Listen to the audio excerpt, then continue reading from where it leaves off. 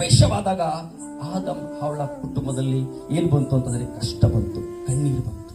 ಈ ಪಾಪ ಏನ್ ಮಾಡ್ತದಂದ್ರೆ ನಮ್ಮ ಕುಟುಂಬದಲ್ಲಿ ಸಮಾಧಾನ ಇಲ್ಲದಂತೆ ಮಾಡ್ತದೆ. ಈ ಪಾಪ ದೇವರ ಆಶೀರ್ವಾದದಿಂದ ತಡೆ ಮಾಡ್ತದೆ. ಈ ಪಾಪ ನನ್ನಲ್ಲಿ ಆಳ್ವಿಕೆ ಮಾಡ್ತಾ ಇದ್ರೆ ನಮ್ಗೇನಾಗ್ತದೆ ಅಂತಂದ್ರೆ ಆ ಒಂದು ಸಮಾಧಾನದ ಬೇರ್ಪಡಿಸಿ ಕಷ್ಟಕ್ಕೆ ಬಾಳ್ಕೆ ಮಾಡ್ತದೆ. ಸೊ ಬೈಬಲ್ ಹೇಳ್ತದೆ, ಸತ್ಯದ ಪರಿಜ್ಞಾನ ಬಂದಿನ ಮೇಲೆ ಒಂದ್ ವೇಳೆ ನಾವು ಪಾಪದಲ್ಲಿ ನಾವು ಜೀವಿಸೋದಾದ್ರೆ ಇನ್ನು ಯಾವ ಕ್ಷಮಾಪಣೆ ನಮಗಿಲ್ಲ. ಒಂದ್ ವೇಳೆ ನಮ್ಮ ಜೀವಿತದಲ್ಲಿ ಸತ್ಯದ ಪರಿಜ್ಞಾನ ನಾವು ತಿಳ್ಕೊಂಡ್ಮೇಲೆ ನಾವು ಪಾಪದಲ್ಲೇ ಅಥವಾ ಜೀವಿಸೋದಾದ್ರೆ ನಾವು ದಿನ ದಿನ ಸ್ವಾಮಿ ನಾವು ಶಿಲ್ಪೆ ಮೇಲೆ ಹಾಕ್ತೇವೆ ಅರ್ಥ. ಅಲ್ಲೆಲ್ಲೂಯ್ಯ. ಇವತ್ತು ತಂದೆ ತಾಯಿಗಳು ವ್ಯತಿರೇಕವಾಗಿ ಎಷ್ಟು ಮಕ್ಕಳು ಜೀವಿಸ್ತಾ ಇದ್ದಾರೆ. ಕುಟುಂಬದಲ್ಲಿ ಪ್ರೀತಿ ಇಲ್ಲ, ಕುಟುಂಬದಲ್ಲಿ ಐಕ್ಯತೆ ಇಲ್ಲ, ಒಬ್ಬರಿಕೊಂಡ್ರೆ ಒಬ್ರು ಆಗ್ತಾ ಇಲ್ಲ. ಅದ್ರ ಬೈಬಲ್ ಹೇಳ್ತದೆ ನೋಡ್ರಿ, ಒಂದು ವೇಳೆ ಒಂದು ಮನುಷ್ಯನಲ್ಲಿ ಪಾಪ ಪ್ರವೇಶವಾದ್ರೆ, ಒಂದು ಕುಟುಂಬದಲ್ಲಿ ಪಾಪ ಪ್ರವೇಶವಾದ್ರೆ ಅಲ್ಲಿ ಬರಗಾಲ ಬರಲಿಕ್ಕೆ ಸಾಧ್ಯ. ಈ ಪಾಪ ಮನುಷ್ಯನಿಗೆ ಭಯಂಕರವಾದಂತ ರೋಗವನ್ನು ತಂದುಕೊಡ್ತದೆ. ಇಲ್ಲಿ ಒಬ್ಬ ಐಶ್ವರ್ಯವಂತ ಇದ್ದಾನೆ, ಆತನು ಸುಂಕದವನು, ಆತನ ಇನ್ನೊಂದು ಮೋಸ ಮಾಡುವಂತ ವ್ಯಕ್ತಿ, ಇನ್ನೊಬ್ಬರಿಂದ ಕಸ್ಕೊಳ್ಳುವಂತ ವ್ಯಕ್ತಿ. ಆದರೆ ಆತನು ಪಾಪದಲ್ಲಿ ಜೀವಿಸ್ತಾ ಇದ್ದ. ಆತನು ಜೀವಿಸ್ತಿರುವಾಗ ಆತನಿಗೆ ಒಂದು ಸತ್ಯದ ಪರಿಜ್ಞಾನ ಉಂಟಾಯ್ತಂದ್ರೆ, ಯೇಸು ಸ್ವಾಮಿಯನ್ನು ನಾನು ಸಂಧಿಸುವಾಗ, ಯೇಸು ಸ್ವಾಮಿ ನಾನು ನೋಡುವಾಗ ನಿಜವಾಗ್ಲೂ ನನಗೊಂದು ಎನ್ಕೌಂಟರ್, ಒಂದು ಸಂದರ್ಶನ ಉಂಟಾಗ್ತದೆ ಒಂದು ನಂಬಿಕೆಯಿಂದ ಆತನ ಏನ್ ಮಾಡ್ದ, ಯೇಸುವನ್ನು ನೋಡುವುದಕ್ಕೆ ದಾಹದಿಂದ ಓಡಿ ಬಂದ. ಆದ್ರೆ ಅವನು ಗಿಡ್ಡಲಾಗಿರುವ ಕಾರಣಕ್ಕಾಗಿ ಆತನು ಯೇಸು ನೋಡಲಿಲ್ಲ. ಅಂದ್ರೆ ಆತನು ಯೇಸುವನ್ನು ನೋಡುವಂತ ದಾಹ ಆತನಿದ್ದ ಕಾರಣಕ್ಕಾಗಿ ಆತನು ಪಾಪಕ್ಕೆ ಆತನು ವಿಮೋಚನವಾಯಿತು. ಅಲ್ಲೆಲ್ಲೂಯ್ಯ. ಈ ನೋಡಿ, ಜಕ್ಕಾಯನು ಪಾಪದಲ್ಲಿ ಜೀವಿಸಿರುವಂತ ವ್ಯಕ್ತಿ, ಈ ಜಕ್ಕಾಯನು ಇತರಿಗೆ ಮೋಸ ಮಾಡುವಂತ ವ್ಯಕ್ತಿ.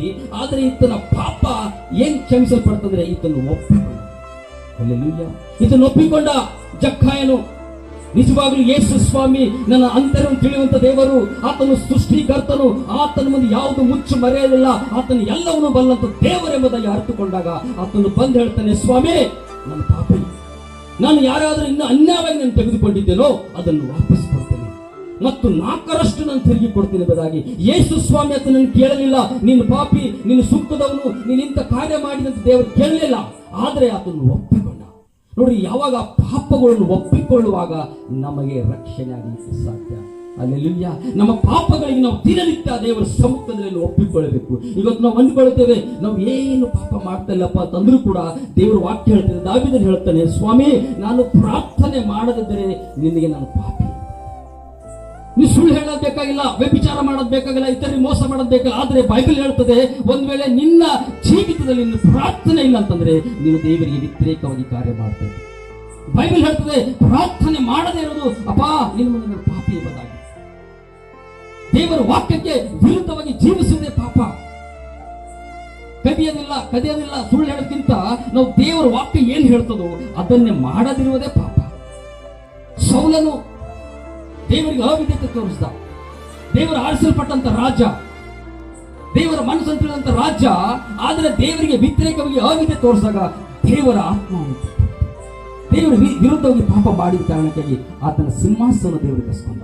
ನೋಡಿ, ಯಾವಾಗ ದೇವರಿಗೆ ವ್ಯತಿರೇಕವಾಗಿ ನಾವು ಜೀವಿಸ್ತೇವೋ ನಮ್ಮಿಂದ ಆಶೀರ್ವಾದಗಳು ತೆಗೆಯಲ್ಪಡ್ತದೆ, ಆ ದೈವಿಕವಾದ ಸಂರಕ್ಷಣೆ ನಮ್ಮಿಂದ ತೆಗೆಯಲ್ಪಡ್ತದೆ. ನಾವು ಅನ್ಕೊಳ್ಬಹುದು, ದಿನನಿತ್ಯ ನಾವು ಪ್ರಾರ್ಥನೆ ಮಾಡ್ತೇವೆ ಮತ್ತು ಆಲಯಕ್ಕೆ ಹೋಗ್ತೇವೆ, ಕಾಣಿಕೆ ಕೊಡ್ತೇವೆ, ದಶಾಂಶ ಕೊಡ್ತೇವೆ, ಇವು ಯಾವ ಕೊಡುವುದರಿಂದ ನಮಗೆ ರಕ್ಷಣೆ ಸಿಗುವುದಿಲ್ಲ, ನಮ್ಮ ಪಾಪಗಳಿಗೆ ಬಿಡುಗಡೆ ಆಗುವುದಿಲ್ಲ. ನೀವೆಷ್ಟೇ ದಾನ ಧರ್ಮ ಮಾಡಿದ್ರು ಕೂಡ, ಎಷ್ಟೇ ಚರ್ಚೆ ಕೊಟ್ಟರು ಕೂಡ, ಎಷ್ಟೇ ಅನ್ನದಾನ ಮಾಡಿದ್ರು ಕೂಡ ನಮ್ಮ ಪಾಪಗಳಿಗೆ